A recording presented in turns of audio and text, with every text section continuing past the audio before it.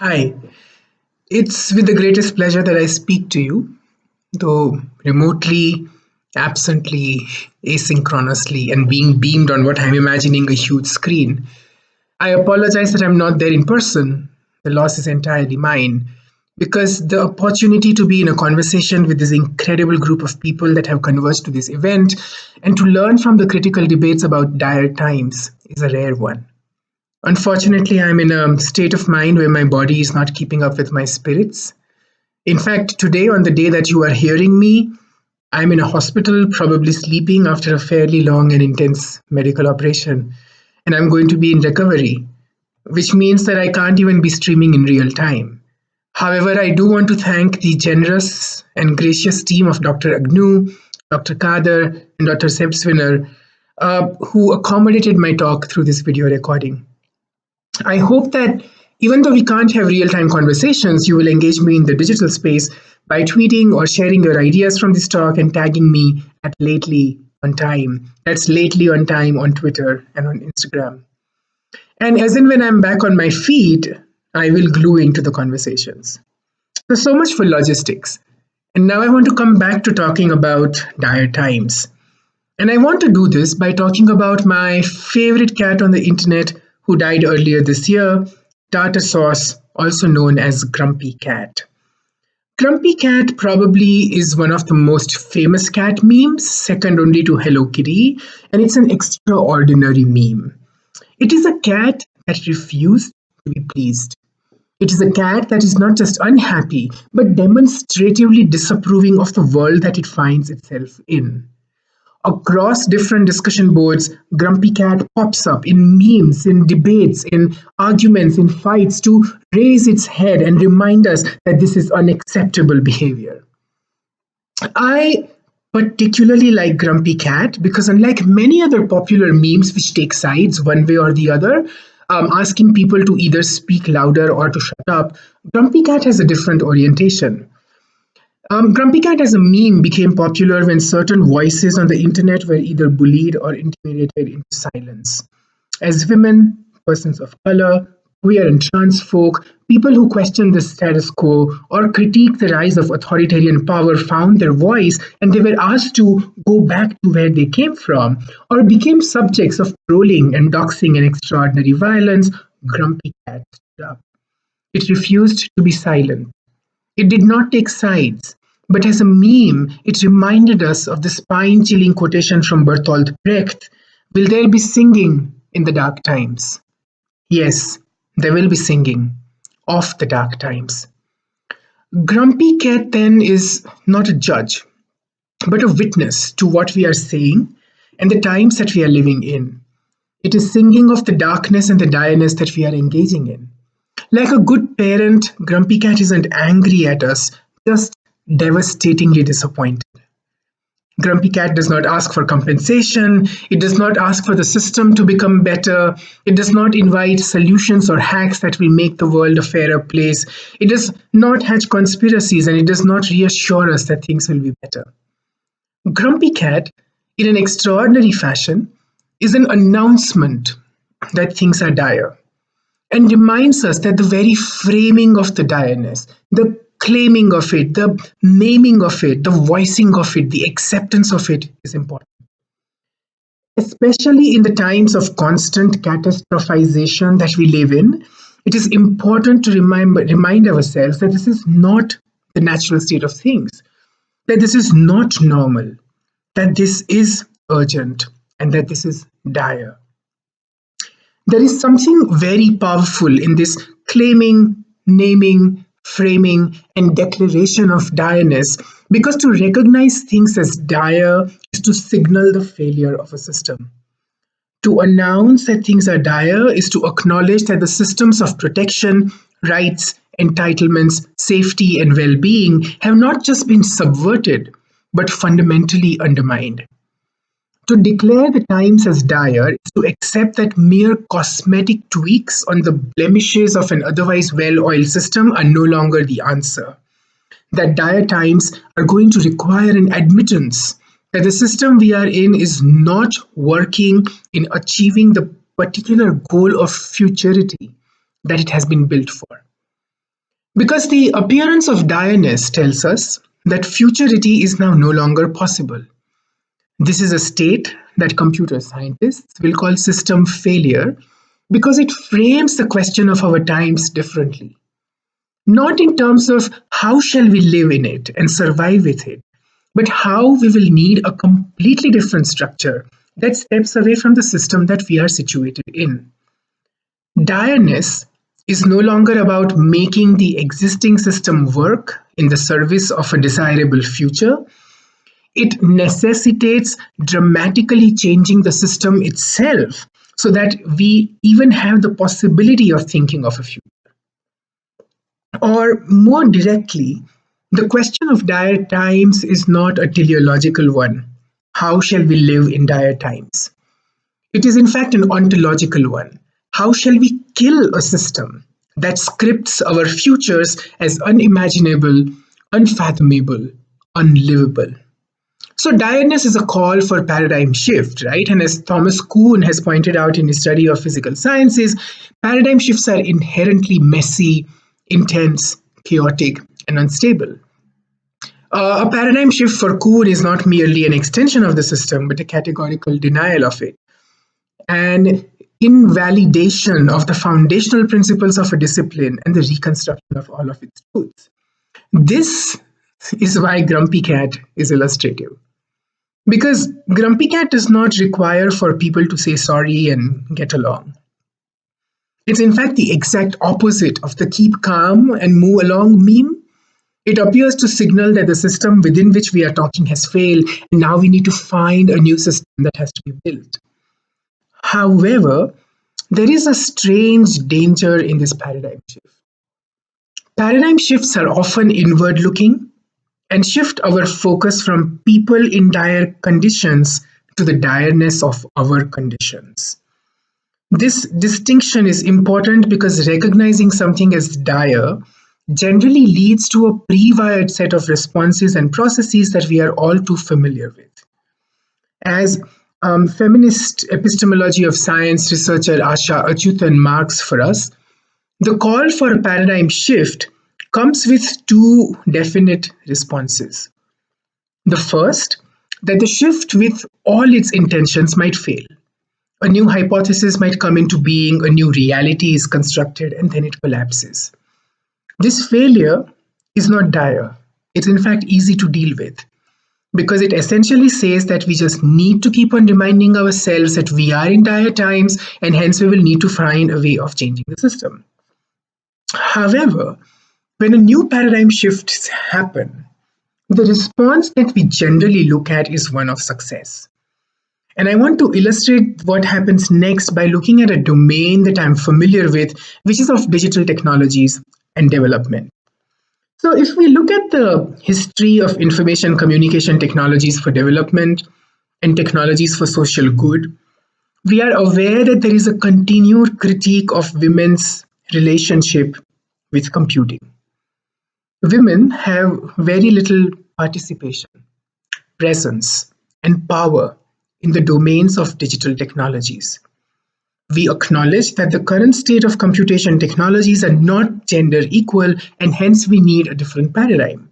A paradigm that steps out of the dire state of technologized gender equity. So, we are offered with a new paradigm where more women participate in computing and digital technologies. The desired paradigm shift that identifies the failure of the existing structure initiates a fairly straightforward four-step process. The first step is access. It recognizes that one of the gating factors of women's participation in technology is lack of access. So, a massive infrastructure process is set into being, from building public internet to access devices, giving grants and subsidies for women to get devices and gadgets that would make access to the internet affordable and possible. However, even as access initiatives roll out, it becomes obvious that access is not the same as presence. Presence requires capital and resources to have your voice heard. We identify that the women now need training, practice, and digital literacy in order to start accessing and participating in the digital spaces. So the women need to be empowered and equipped with digital tools of participation and engagement. And as you can already see from my narrative, presence is not the same as inclusion. In fact, the presence of women in computation has made them often fairly precarious.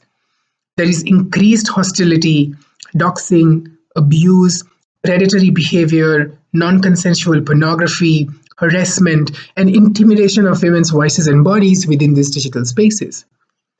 Pick up any online community of producers or consumers, and you will see the continued erasure and silencing of women's voices and their critique of the system.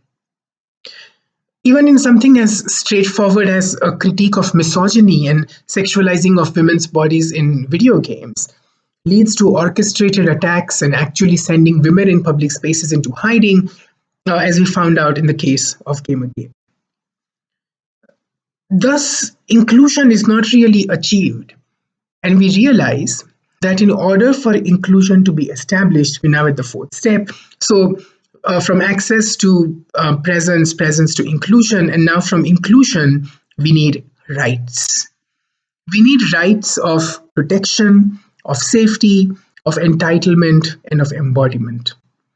We need to create affirmative actions, quotas, reservations, and safeguards for the women to participate in the tech and computation sector. And thus, in order to establish the rights, we go back to the system that we had started with, the one that we wanted to move away from, the one that we were going to radically change, the one that we had identified as dire in terms of its gender politics. We go back to that system and ask it to protect and serve the women who it had failed in the first instance. This is how Google and Facebook claim that they create gender friendly environments and policy. This is how Monsanto becomes the best LGBTQ plus employer in the world. This call for a paradigm shift, Achyutan postulates, goes back full circle and only extends the powers and folds of the system that we first set out to dismantle. This particular path to a paradigm shift never achieves what Judith Butler describes as the escape velocity to defy the gravitational pull of patriarchy, because the paradigm shift goes through a strange trajectory. It begins by identifying the system as not working. It then proposes that the system is not working for some people. In my example, it would be women.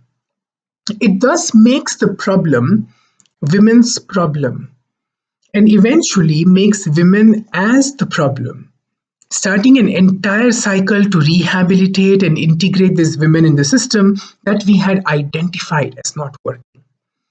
It's what Carol Gilligan describes as our incapacity to translate our preoccupation with human rights to human responsiveness.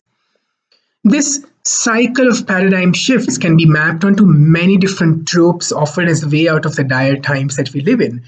We continuously call for the replacement of the system that oppresses, destroys, pillages, and kills, and end up reinforcing it as our default reference point. We begin with political radicalness. We end up becoming subjects seeking protection from the system that has put us in the dire times. So, I find this framework particularly fruitful because it gives attention to the fact that our failure to step out of the dire times is not because of lack of intention or effort, but because of the insistence that what needs to change in a dire system are the people. So, take for example global climate change crisis. We have it, and the way out of it is apparently to recycle. We have a rise in misinformation, and hence individuals should be careful of what they share on social media. We have an emerging authoritarianism that persecutes certain populations, and we should step in and learn to be tolerant. The problem is not with our individual politics and action, but the ways in which the calls for a paradigm shift are structured to materially serve the status quo. And this is my second return to Grumpy Cat.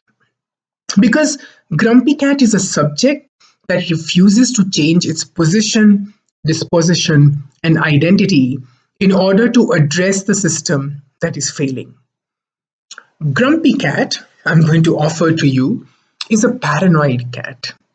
And I want to argue that the way out of our dire times is not to call for a paradigm shift, but to accept and embrace ourselves as paranoid subjects who call out the direness and then engage in paranoid practices which are otherwise pathologized or dismissed. So, Grumpy Cat as a paranoid subject embodies a specific kind of person who can deal with the paradoxes of our dire times without engaging in a call for paradigm shift. And it does that by navigating three paradoxes that often paint the direness as a deadlock that is inescapable. I will try and think through the three philosophical, psychoanalytical, and theoretical paradoxes of paranoia by keeping on kind of coming back to Grumpy Cat. In fact, I want to be Grumpy Cat, and I want to bear witness to the ways in which the world is unfolding. I'm not just talking about being a paranoid subject, I'm confessing that I am a paranoid subject. And instead of apologizing for it, I want to embrace it and welcome you into the folds of paranoia and suggest that in dire times, that is one way of finding our voice. So, the first paradox of paranoia is that it is simultaneously a condition of plenty and scarcity. In psychoanalysis, a paranoid subject is forever scared that the information or material things it has are constantly being taken away from it, that there is a depletion of resources, and the subject is paranoid about losing what it has. This particular narrative of loss often takes up pathological manifestations like hoarding or counting or obsessive compulsions. However, the paranoia of losing isn't just a pathological condition. As theorists of social media who examine the phenomenon of FOMO, the fear of missing out, have continued to point out, within our social media informational sets, we are constantly experiencing the paranoia of missing out, of losing the wealth of information that's constantly surrounding us. The paranoid subject holds information not because it's actually gone, but because they doubt their capacity to hold on to it. Thus, even when a hoarder is surrounded by material possessions that is drowning their life, they are not able to let go and still think that they are losing information or things. The more information you have, the more you are paranoid that you will lose it. Because the paranoia is not just about the loss of information, but our ability to actually remember, recall, hold, and own the information with which we have an intimate and personal relationship. So the paranoid subject collects more information, and the more information they collect, the less they can control it. The less they can control it, the more they collect, leading to a cybernetic loop of intensified paranoia. The paranoid subject in this collection eventually becomes the keeper of secrets, the maker of archives, and the continuous counter of the world who is retelling stories that are forgotten, or ideas that have receded, or histories that are lost. So that when there is a change, especially in our informationally overloaded circuits, the paranoid subject is the one who remembers. Because the paranoid subject knows that its memory is fickle and is continuously performing the acts of remembrance, knowing that once it forgets, the information might be lost forever. Hence, the subject of paranoia often is a pirate, right? It shares and makes collective memory making possible. Like Aaron Schwartz, who was persecuted by MIT when he tried to share a database of academic articles and scientific publications to the rest of the world. Or, when John Perry Barlow declared the internet as a romantic space of egalitarianism, it was also rooted in paranoia of the world that the internet was emerging in and from. Right? The reason why we trust Google more is because Google obsessively collects and remembers things that we have forgotten. The second paradox of paranoia is that it is simultaneously degenerative and reparative. The paranoid subject, because they no longer accept the consensual hallucination of our rule bound society, can be seen as degenerating into a strange spiral of conspiracy theories. They can be observed as believing the earth is flat, that Hillary Clinton ran a children's trafficking ring in the basement of a pizza shop, and that a blue whale will come and take us to the next realm. However, the paranoid subject, precisely because it is aware of its condition of unwellness, because it knows that it is not safe and experiences danger, starts a strange process of reparation. Eve Sedgwick tells us that paranoia is reparative. It draws our attention to our experience of threat and precariousness. It provides an entry point into the frayed edges of our collective normality. The paranoid reading of a situation is necessarily embedded in bounded, experiential, bodily, and physical experiences of these problems. In that instance, the paranoid subject reminds us that our abstract informational data problems are human, physical, and lived problems. And the paranoid subject is continually showing us a way out of the system we find ourselves trapped in. In its different out of normal activities, the paranoid subject is giving a way out of what Wendy Chun calls the matrices of control and freedom. The paranoid subject is aware of the fact that the technologies that we pretend to save us also control us. It's not going to trust the Facebooks and Googles of the world to save us against the tyrannies of our authoritarian governments, or vice versa.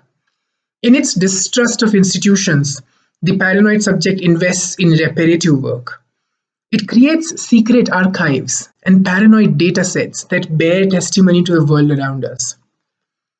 My favorite story of a paranoid reparative worker is a story told by Kavita Philip, and it is the story of somebody called Howard Walls and how his paranoia about losing the image of his favorite porn star saved the history of the early days of Hollywood. In order to tell the story of this perverted archivist, I invoke Bill Morrison, who is a filmmaker, and his extraordinary 12-minute flashback film titled The Film of Her. Morrison tells us the story of a clerk at the Library of Congress whose erotic desires led to the discovery and the preservation of a motion pictures archive that was almost lost to us. So, Howard Walls, when he was a teenager in his grandfather's house, used to sneak down in the pajamas and watch pornographic films. So, early on in his youth, he saw a woman in a porn film that became the center of his obsessions and fantasies. When Walls was employed at the Library of Congress, on one of his stock taking exercises, he stumbled across a huge dump of film that was marked for destruction. This was an archive of the beginning of cinema. Because before 1912, in the USA, moving images on celluloid were not subject to copyright. So, film distributors and producers would create like paper prints of their movies, creating vaults of paper snapshots which would protect their rights. Howard Walls stumbled across this collection, vault after vault, shelf upon shelf, of nearly 2.5 million feet of film preserved on dying, decaying, abandoned paper and ready to be disposed of to make space. And if it were not for Walls and his pornographic fantasies, that entire archive would have been destroyed. But when Walls encountered this archive, lost and forgotten, he realized that somewhere in there might have been the porn star who had made such an impression on him as a young man. He took it upon himself to recover her from this frozen archive and thus set out to restore the archive that the world had forgotten.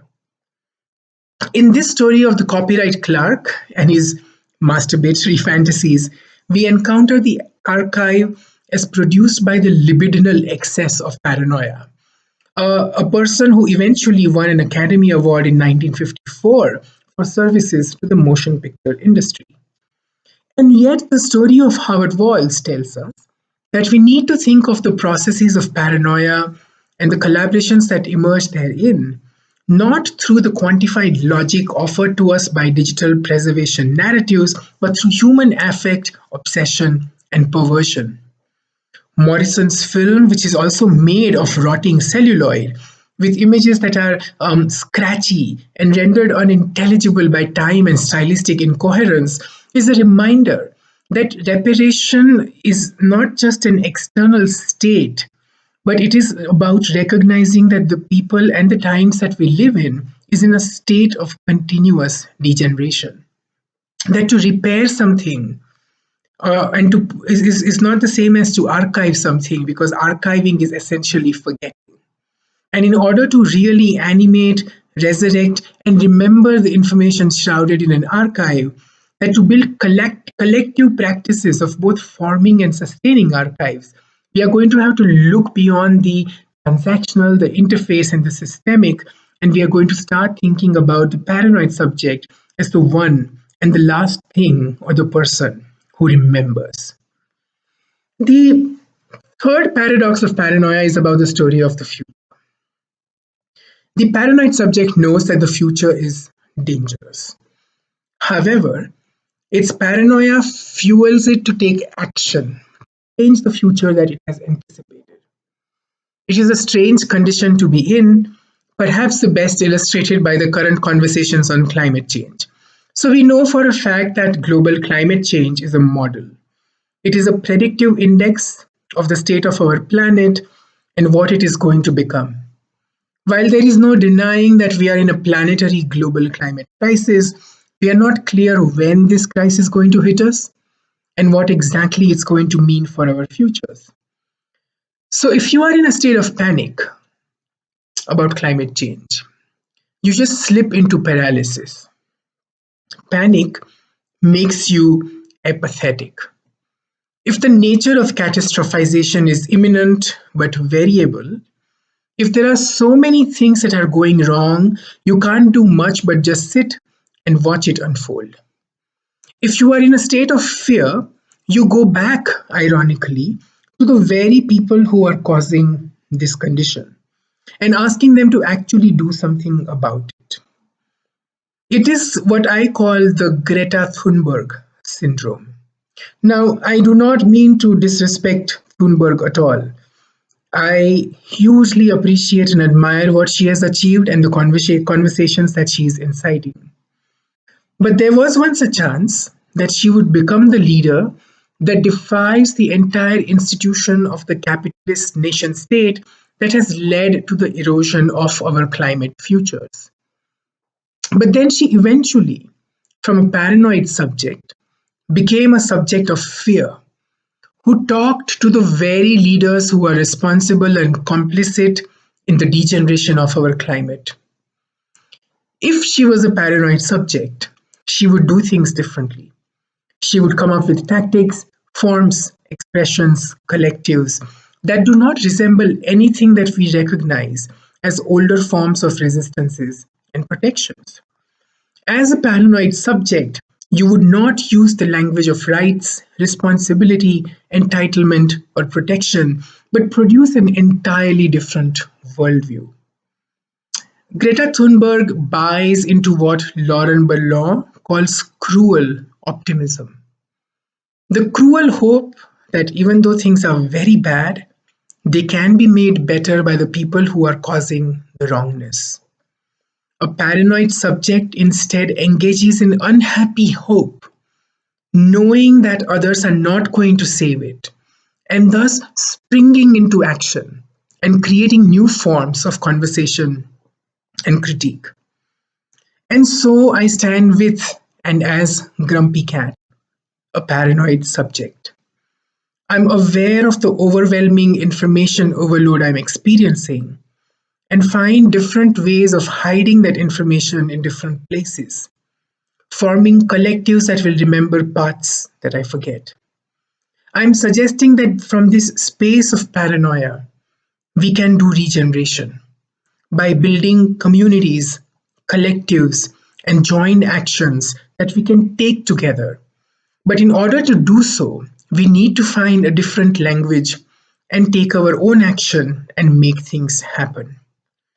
This condition of paranoia, of remembering together, of finding different voices and expressions to talk about it, and creating a new story of the future is the impulse I want to leave you with. Paranoia, reparative, intuitive, aesthetic, and political ways of resolving the deadlocks of direness and finding our voices to sing of the dire. Because in singing, we find the strength of collective care, which is the only way forward. Thank you very much. And I hoped that I listen to and hear from a lot of you in the digital spaces, or till the next time when our roads cross. Thank you.